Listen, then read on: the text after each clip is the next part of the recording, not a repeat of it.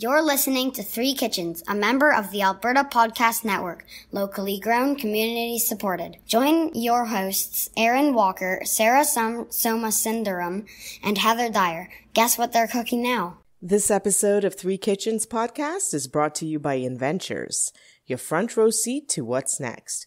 Register now for Inventures 2022, where you can learn, share, and be inspired by the startups, entrepreneurs, investors, and global thought leaders who are redefining the future. Inventures runs June 1st to 3rd in Calgary and online, featuring more than 150 sessions, over 250 speakers, international keynotes, expert panels, startup pitch events, networking opportunities, and more. Reserve your pass now at inventurescanada.com. That's INVENTURES Canada.com.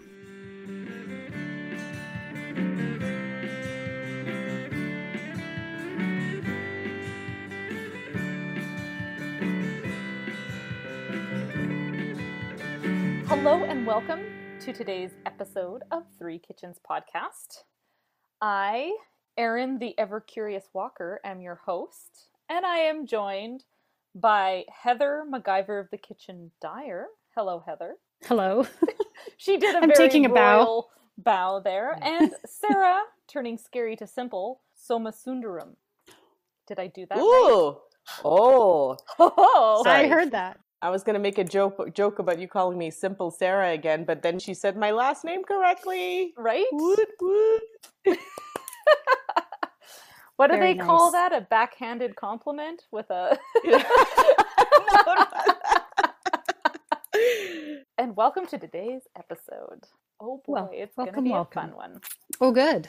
We I'm- like the fun ones. Yeah. I'm pumped, Yeah, but we like Sarah fun ones. has told me there's something she's gotta share with everyone. So I've been making, slow cook food in a slow cooker, and I had to run out to go to Safeway because I had to buy a $7 butternut squash that I realized I didn't have. You can also buy frozen butternut squash if it may be cheaper. I haven't looked at prices recently, but I've never done it before, so it just never occurred to me to just look for that. yeah. So anyway, I popped out to Safeway, and it was their opening day for their newly renovated store. So I got like these coupons and a nice little bag, and I was excited to be there. And I'm usually not that excited for groceries, so it was a good experience. And so I was just taking a look at the newly renovated space, and it looks nice. And there was this big fridge-looking apparatus next to the produce section, and I had to stop, and I'm like, what is this? And it's this modular unit, and they have plants growing in it. Yes. And it was really cool. And so I had to look them up, and they are called InFarm, and they are a Dutch company that promotes urban farming and modular vertical farming. Mm-hmm. And what cool. their whole shtick is that with the rise of like urban populations and being unable to sort of get certain produce to these urban populations, they have come up with these vertical modular units. It's a controlled ecosystem, and you can have different units. So you can have different controlled ecosystems for different plants that might not be available to grow all year long in your environment, wherever you're from, right? Depending. Yeah. So a lot of the things that they grow are tomatoes, leafy vegetables, lettuce, mushrooms, herbs, and microgreens right now. Nice. That's what they deal with. You mean your basil didn't survive the 4 feet of snow that we got? Exactly. And it's remotely controlled, right? So by the cloud, whatever the cloud is. And it's really cool. So like, why do this? So first of all, you can grow these vegetables and plants all year long. And then it's water and energy efficient. They claim 95% less water, 75% less fertilizer, 100% no chemical pesticides, because it's a controlled environment. There are no pesky beings coming at them, right? Yeah. Yeah, exactly. 90% less transportation costs, and 99% less space. So these modular units are between 10 and 24 meters tall. And so they can actually grow 500,000 crops in a space of a living room. Because it's all stacked on top of each other. That's crazy. It's all stacked. Mm-hmm. So, question. Yeah. Is it hydroponic or is it soil that they're grown in? They don't look like they're in soil, but they come with their roots and everything. So when you buy it, you actually buy it as a plant, right? The growing plant. Now, do you go in there like it's a cooler and you open it up and you pull a plant out and you take it to the checkout and you buy it? There was some outside of it. But if you look at the picture that I took, and we'll post it, it looks like whatever that's in the modular system has to be controlled. So I doubt it's going to be one of those things that you can open and close. You can't go into the system. So I assume they have somebody who harvests. Yeah. Yeah, and it looks like that because the harvest, I guess, would be then placed outside the modular system, and that's what you can pick your those little plants from. Yeah, right in front of the fridge or whatever it is. Yeah, it's so cool. So pretty cool, right? I don't know. I thought it was so cool. Well, I think we're starting to see more and more focus on urban farming because we're starting to realize just how hard it is to bring all of our materials and supplies outside into our large urban settings. And if we can produce things where we live, then it's much more sustainable. Yeah, it's amazing. I want one of those. You can get ones, they look like a wine fridge or like a bar fridge. I know. And they're little grow cases. For your house. For inside your house, absolutely. That'd be amazing. I just don't know how much energy it takes, but I love the concept. And yeah. Have you ever bought the living lettuce at the grocery store? It has like a root ball on it. Yes. And in the summer, I buy that and I plunk it in one of my flower planters out on the deck, and it keeps growing, and I just keep getting lettuce. And I have one in my fridge right now. It's sitting in a cup of water in the fridge.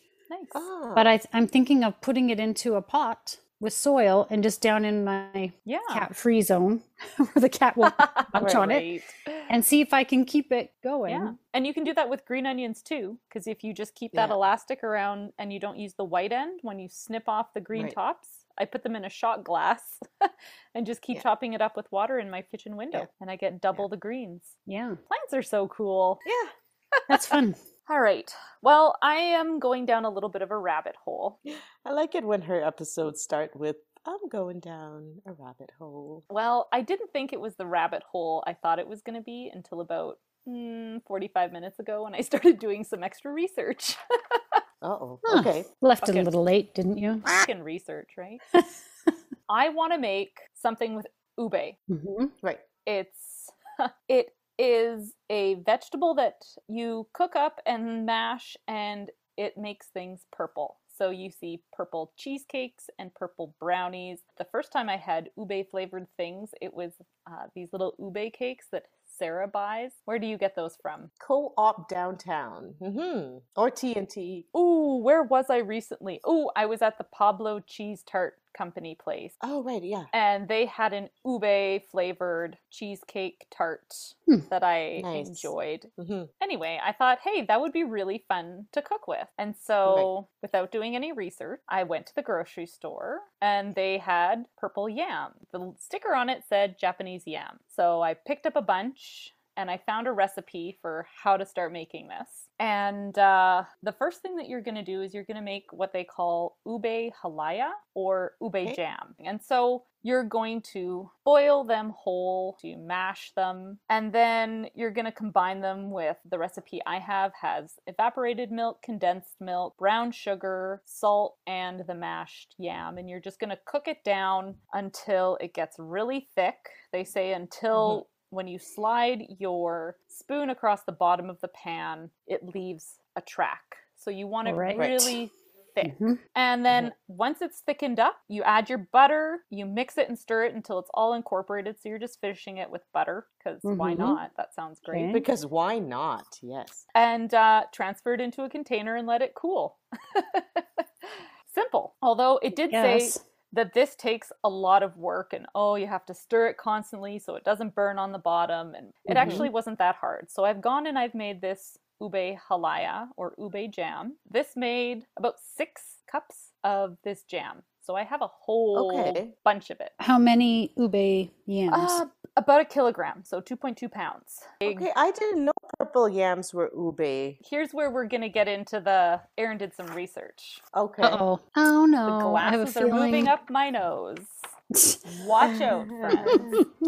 There's a whole bunch of root-like vegetables that are purple. Root-like. Just go with that. No. Wait, hang on. Okay, it's either a She's root going to clarify. or it's not a root. Okay, I'm just going to say. Just go with me on root-like and you'll understand why. Okay. You think that this would be simple. There are a whole bunch of things that are root-like turn things purple. Is what I bought and made all of this ube halaya with, is it actually ube? Oh, no. Oh no. So as I started looking into ube and stuff, I was like, whoa, let's just back up this boat. Because I had a friend in university who every Thanksgiving, her dad tells this story about the yam and the sweet potato and how they're not the same thing and they're commonly mislabeled. Most people have never eaten a yam. They've only eaten sweet potatoes. Well, guess what also gets to jump on the boat of mislabeled crazy Ube? Ube. So...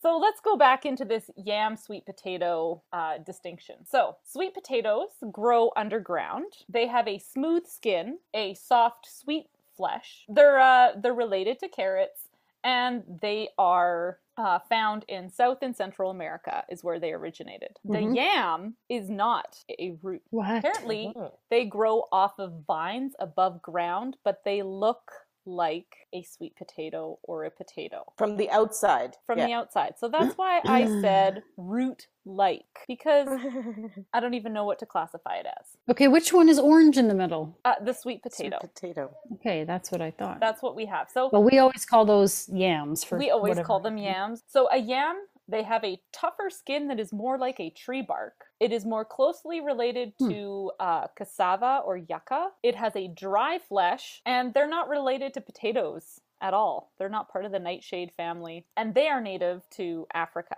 And most of what we get in North America is sweet potatoes. Different varieties of sweet potatoes, unless maybe the African grocer that we went and checked out there. Maybe they carry actual yams. Yeah, I grew up eating purple yams. Like when I came here and I was like, oh, why are the yams different colors? Oh, there must be a different kind of yam. So here's the thing. So yams and sweet potatoes, we now understand, are completely different things. Japanese sweet potatoes are labeled in stores as Japanese yam, but they are not yams. They are sweet potatoes. Oh, God. boy. Okay. Do you see why I just love research so much? Confuses you more? It's not a yam, it's a sweet potato, but we label them as a yam. Right. The purple one. The purple one.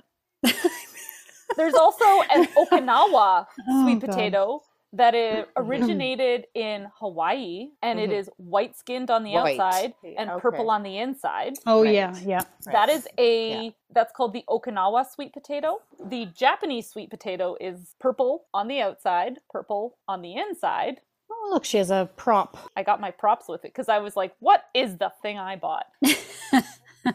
It is a Japanese sweet potato, but the sticker when I bought it said Japanese yam. Ube is more closely related to taro. Which is a root, is it not? It is a root. Well, at least I got one right. Yeah, there you go. Ding, ding. Chances of finding fresh or raw ube in North America is slim to none. You can buy it frozen or you can buy ube extract. But man, should you see people talk up the ube that they made out of their sweet potatoes. Well, so they're not making ube, they're making halaya out of sweet potatoes. They're making sweet potato halaya. So they taste very similar. It's more, again, it's got rougher, tougher skin. It's not easy to peel. And like the yam that we just talked about, and it's more like a tree bark on the outside. So you went to all this trouble of making the jam. Back to ube halaya. We're just going to go with it because good. You can use a Japanese sweet potato in a similar way. It just won't have the exact same flavor as the ube. But it's similar. It is still sweet. It is quite similar in flavor. The ube has more of a pistachio and vanilla notes in it, Ooh. whereas a purple yam will not. I am not a sweet potato yam connoisseur. Is this like when people talk about wine tasting like this and that? And I'm not the sommelier of potatoes here. Yeah. I don't know how people come up with these things because I've grown up eating purple yams and ube all my life. And, you know, I would never have said, oh, you guys, ube has more of a pistachio and vanilla note to it. Well, when you don't like what I make, you can just say, it was really missing. That's what you can say. They taste very similar because in Singapore, we grew up with purple yam desserts. And it reminds me a lot of ube desserts. I think you're on the right track. I've never tasted any of it. Any of the purple colored or foods. root adjacent. Yeah, I've never tasted any of these things that look like a root and make things purple. Root Right. Isn't that what you said? I haven't tasted any of them. Yeah, I think I've officially lost my marbles today. Yeah. And as I did this research, I was like, oh, good God, this is related to the stupid yam potato fight that there always is. All right. Right. So I've gone ahead and made the sweet potato halaya or sweet potato jam with the purple sweet potato. Did you that hear I that, have. listeners? Not ube and Not not ube. yam. I had to think of that. Potato. It looks like a sweet potato. Walks like a sweet potato, talks like a sweet potato. What does it turn things purple? It makes purple, so let's just go with it. So Are you going to tell us what you're going to make with this? Or I are am. we... So before we leave, I'm going to give you a quick tease of something I do know. Because I wasn't really sure and clearly hit some obstacles here with this ube business, I'm going for some simple recipes. I'm going to take a note out of Sarah's book here, and it's going to be really I was just simple. going to say, guys, I didn't say the word simple. She said the word simple, so. I've got 2 recipes because I have a ton of sweet potato jam that I've got to do something with. First thing I'm going to make is some ube muffins, but let's be clear, these are sweet potato muffins. Let's just call everything the purple. The purple. There we go. We're now going to refer to all things that make stuff purple as just purple. So I'm going to make the purple muffins, and it takes a whole cup of purple jam plus 2 teaspoons of ube extract. And I am happy to say I have ube extract because my wonderful co-host Sarah saw some at the store and knows that I was going to take this on eventually and bought me some. So I've got the ube extract. That should be the low-hanging fruit here. It's just a muffin.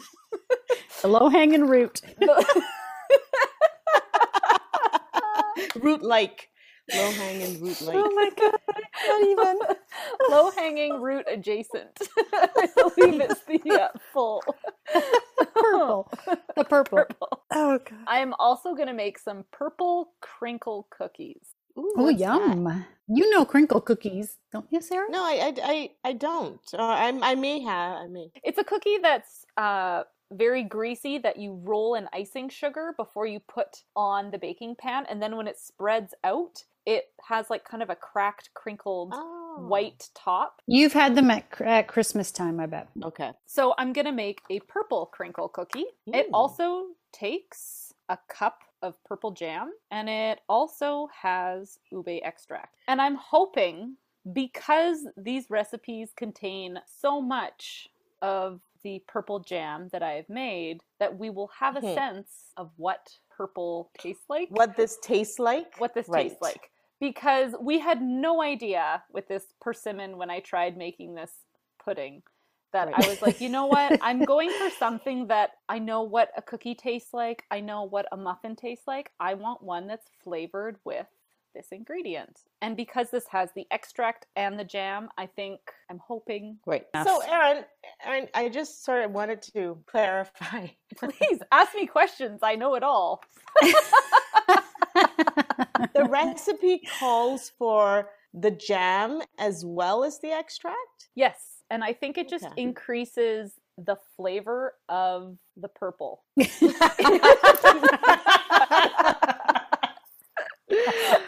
Oh boy. You got to get the full purple flavor. Yeah. It just So I really love cooking and baking with sweet potatoes.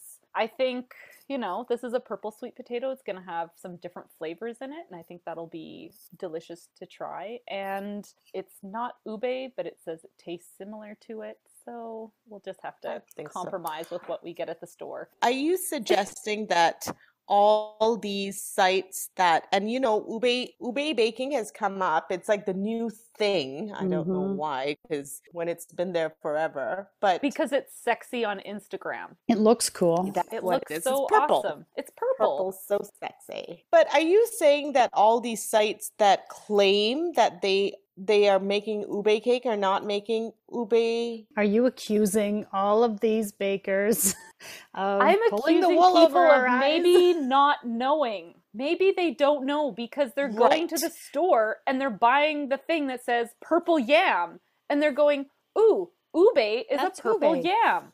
And they're picking it up and going, I'm going to bake this and share it with my friends and tell them all about it on my podcast. And now they look like an idiot. Yeah, I'm going to make a shameless plug because the reason why these podcasts make these huge errors is because they don't have a nerd on their team like Erin. That's right. Obviously, we are the superior podcast. Well, I just love how the grocery store has them in 3 different places and every With 3 sign different is names. different. Yeah. So I would say be cautious of what you think is a yam versus a ube versus a sweet potato. There is a lot of misconception out there. It's hard to tell from pictures on the internet, but based on what they're describing to me, I'm pretty sure I don't have ube. And I'm pretty sure I don't have a yam. Stay tuned and find out what purple tastes like. This episode of 3 Kitchens is brought to you by Alberta Blue Cross. Even if you're a busy business owner with more meetings than hours in a day, you are calm and collected when your group benefit plan is taken care of by Alberta Blue Cross. Your employees can manage their own health, dental, life, and disability coverage online, anytime, on any device. Make it easier for them and for you. To learn more and explore your options, head to ab.bluecross.ca. Hello, hello. Welcome back. The purple is upon us. Back to the purple. Here we are. Back to Purple Land. Well, I had so much fun making this. Whatever I have in my fridge and whatever I made is now a staple essential ingredient, according to me. Yeah. I have to always have this in my life now. So interesting. I love this so much. Can we talk first about the jam? Yeah. Yes. Let's start there. The jam is a staple because I want to put it in all the things. Everything. Okay. And it was called Halaya. Ube halaya. Halaya. That's it. I'm assuming I'm pronouncing that right. I have not looked that up.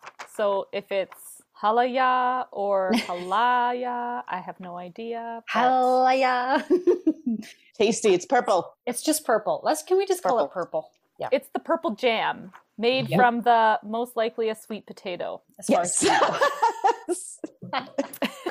a purple sweet potato. That's right.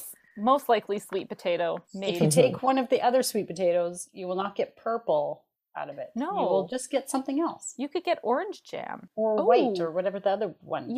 I have, so sometimes, I feel like this is mean to add this in here. Sometimes the orange fleshed sweet potatoes are called kumara. Have you heard of this? Stop it. That's enough. No, And- this stops now. I'm such a meanie. Anyway, I have a recipe for a kumara spread that goes on muffins that I'm just realizing. I'm wondering, I should look up that because maybe I could compare the purple sweet potato jam to the orange sweet potato jam. Let's add some more layers of confusion. And I should have taken a picture when I was at the store on the weekend because it was like the people at Superstore were like, I have no idea what's what or who's who in this root vegetable zoo. And I kid you not, it was just like a scattering of purple, white, taro, cassava, just a big mound of root and root adjacent vegetables at Superstore with like 12 signs on the bottom. And it was like, figure it out yourself. Oh, figure that's out annoying. which is which. Yeah. Take your guess, because nobody here knows. I was like, well, clearly Nobody here Superstore knows. is feeling the vibe too. Somebody gave up. I also went to my Filipino friends and asked them some questions. Yes. And I, sort of the ones that have lived there. Yeah. And by the end of that conversation, I'm like, nobody really does know. No, even more excellent. confused. So, you know what? Purple. I like it. Let's go purple. I'm so glad that we could take this and just muddle everybody up. So I hope you've enjoyed our muddling. But what was great was that you did not call it ube. Okay. So good for you, Erin. Okay. Yay. And that's apparently important. That is important because you don't a lot want to of make people an are calling assumption. their stuff ube and it's probably sweet potato and I don't like it. But you don't get that kind of crap from Three Kitchens podcast. No, we That's are right. nothing if not factually correct and That's right. perfect in our pronunciations. Yes. You had to add the second part. Yes. You just had to throw that in there, Heather. We are all that. Well, Sarah, what did you think of the jam? I want to know. Erin obviously loved it. What did you think of it? So you said that this jam was a staple in your fridge. This jam cannot be a staple in my fridge because she gave it to us to make muffins and cookies out of. And I ate the whole thing with a fucking spoon. And it cannot come back into my house because I loved it. Yeah. Loved it. My kids shockingly did not. But my husband and I liked it. And as soon as he said he liked it, I took it away from him and then went to a corner in my house and ate it. So I have nothing to make muffins and cookies with because it's gone. Uh-oh. I have a little something to read to you. Can you? Oh my God. Purple Jam by Dr. Seuss. Let me just read a quick little story. Erin's losing it. I'm just like, I'm so losing my mind. We can take a picture if we want, maybe post it on one of our posts. So. Okay. Purple jam. I do not like this, Erin, my friend. Purple jam, I can't recommend. It's not persimmon level gross, but I would not like it on my toast. I would not call this jam the goat. I do not want it in my throat. You can try it if you wish, but I wouldn't call it too delish. There you go. So you didn't like it, yeah. I did not like that jam. Wow. Yeah. And I was like, And the more I was like, with the aftertaste, I was Can like, you give it back to me? Can you give yours to me? No, because I want to bake it into something. Oh, okay. I did not like it plain. That's what my poem was saying. It's just hard to rhyme words like by itself. Anyway. That was very cute, Heather. We have to take a picture of that and post it. Oh my gosh. Okay, so was it texture or flavor? Flavor. Flavor. It was the earthy. The pre-Hemingway earthy. Yeah, exactly. I said, is this what pre-Hemingway earthy tastes like? Interesting. Okay, so I have put it on my toast. Yeah. I think that I like it the most.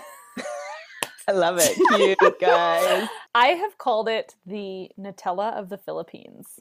Mm-hmm. What? It's so good. That's so good. I'm going to call it, purple Nutella. So funny. It's so funny, Heather, because as soon as my kids said they didn't like it, I realized that this might just be like some people are going to love it and some people are not. It's just going to be one of those things. I would not have loved these flavors as a child, but because I was made to eat it as a kid, now I love these flavors, right? Yeah. Interesting. All right. The first one I want to talk about is these ube muffins, which now, based on the jam review, I'm going to assume weren't Heather's super favorite.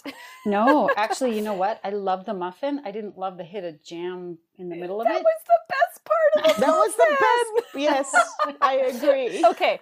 So I had no idea. I was really excited when I started doing this muffin recipe because I put so much effort into this research on what the fuck am I eating that I didn't realize that this muffin was a jam-filled muffin until I started making it. Yes. And I was like, oh my God, this is great. Like I was so excited. This muffin recipe made, I think, 24 muffins. Oh, wow. Okay. For the muffins, you mix together your milk, sugar, oil, eggs, and ube extract. So after you mix together your wet ingredients, you're going to mix together your dry ingredients, which are flour, baking powder, and salt. And so you take those and you add your dry ingredients to your wet ingredients and mix it so that it stays lumpy. Oh, lumpy. Okay. Because you want a lumpy batter. You don't want to overmix. Right. That's pretty typical for a muffin, I find. And then using a cookie scoop or a spoon, I used my ice cream scoop and just kind of did half. Okay. You put a scoop of your batter. I used my little cookie scoop to put your scoop of ube jam. And then you put another scoop of batter on top. Okay. And so the ube jam cooks in the middle of your muffin. And there's also a sweet coconut topping on top of these muffins, which is a mixture of flour, sugar, shredded coconut, and butter. So you melt the butter, you add it into that, and you mix it all up, and you just sprinkle that on top. I have extra left over, so I have been eating toast with a lot of purple jam and the sprinkled coconut topping on top. Yeah, nice. I'm sorry, I'm in heaven. I love these muffins. This is like a bake shop treat for me. I've already made the kids a second batch of muffins for their lunches because they ate around the jam in the middle, and I was like, what's wrong with you? And Nothing. And so I have been eating these for breakfast. I have been eating these as bedtime snack. I am eating through these muffins because I feel another Dr. Seuss poem's about to come. I'll eat these muffins on a boat. I'll eat these muffins with a goat. Yeah. That's right. And I am really happy, even though the purple flavor isn't Heather's favorite, this tasted like the thing I wanted to taste. Unlike the persimmon pudding where it was... What was my question? So for the muffins, how much of that jar did you use? In the recipe, it says a cup of ube jam. Okay. You can always kind of adjust that, I think, to whatever quantity you have, right? So 1 cup total, that includes the scoops in the middle? The batter didn't have anything in it except for the extract. I kind of wanted to bring up that point anyway, just in case it wasn't clear. So the ube extract was in the muffin batter. The ube jam was only the little dot in the middle. So what made the muffin itself purple? The extract. What do you think they make the extract out of? Is it made out of... It says ube extract on it. That's ube. But then again, I'm assuming they have to know what they're... Sorry, we shouldn't have gone down this path again. That's funny. Anyway, so the extract was what was in the muffin. So the muffin would have tasted very ube-ish. Right.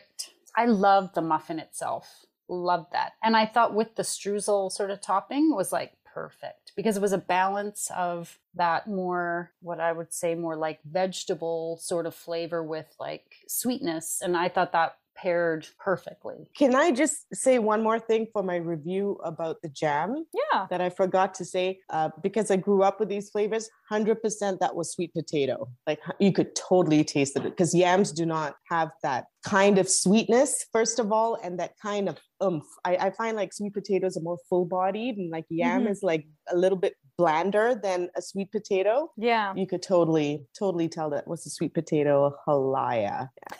Purple. So when I finished making all these muffins, I was like, damn it, I can't believe I decided to do 2 recipes.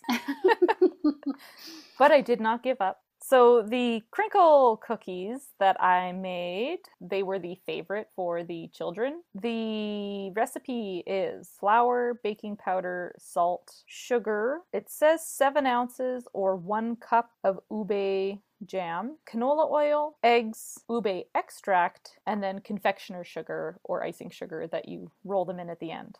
Okay. These are different cookie. I don't know if I've ever made a crinkle cookie before, but usually cookies have butter in them. So it was interesting that this had oil in it. I used sunflower oil instead of canola oil. And I made up the batter, which was more like a cake batter. And then I read on the instructions, place in fridge for 4 hours covered or overnight. And I went, oh, dang. I hate when you miss that part and then you're like, I don't actually have time to do that. Always read ahead. Yeah. That happens to me all the time. I should know by now. I cut that down to 2 hours and I put it in the freezer. Okay.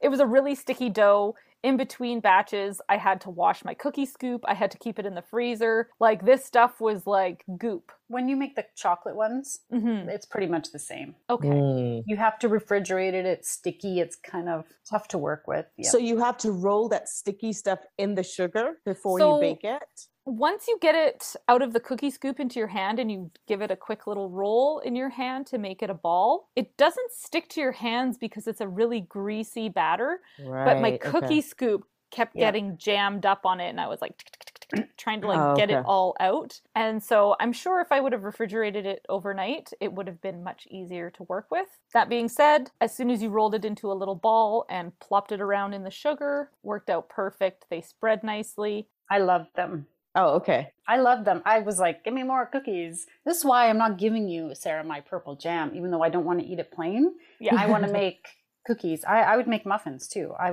loved it in there. It's a good thing you're not giving me your purple jam with what I did with the spoon and then went and hid somewhere in the house and just... I find this so interesting because Heather loves the beets, which are pre-Hemingway earthy. Yes. I know. Yes. And Sarah does not. It's true. So the fact that the purple has switched your positions, it's very interesting. That's true. And I thought I would like it because I do like beets. Although I've never had like a beet jam. I don't know what that would be like. No ideas here. Out of your head, please. Out of your head. Oh, I know what I'm doing next. Oh, good God. I'll have to write a Dr. Seuss book about that. Oh, I loved both the cookies and the muffins, but I really loved the muffins. Yeah, that would be my, the cookies I think are a great cookie. Yeah. Cookies are never my go-to thing. Like if I'm at a sweet shop or a bake shop, I'm never like, ooh, I want to try the cookies here. Like that's never something I jump onto. So, I mean, cookies are wonderful and delicious, but they're never my favorite. A muffin that is that decadent. Yeah. With the jam inside it was, wow, so good. Yeah. Okay, so in the future, you can just make cookies for me. You guys can eat the muffins. And you know what else? I just really love the purple color in all of it. Like, yeah, it was very pretty. Like it makes beautiful baked goods. You know? Yeah. Like it just looks different. When you open it, like when you kind of cut it in half, because the outside is kind of brownish, but then when you open it, it's like this bright, beautiful. Yeah, it's so beautiful. Purple. Kind of like the Onde cake had that beautiful bright color. Good job, Erin. I'm really, really happy that you did this episode. I mean, and you know, like even just the fact that now we know that we don't know. Yeah, it's good. It's good. It's a start. Yeah, Yamgate. The purple chapter. And now for the fine print. We at Three Kitchens gratefully acknowledge we are telling these stories in the traditional territories of the Treaty 7 Nations in southern Alberta and the Métis Nation of Alberta, Region 3. We honor the rich tradition of oral storytellers on this land who have come before us. You can find pictures and recipe links on Instagram and Facebook at Three Kitchens Podcast. If you like and subscribe on your podcast player, that helps more people find us. Congratulations! This is the best muffin I've ever had.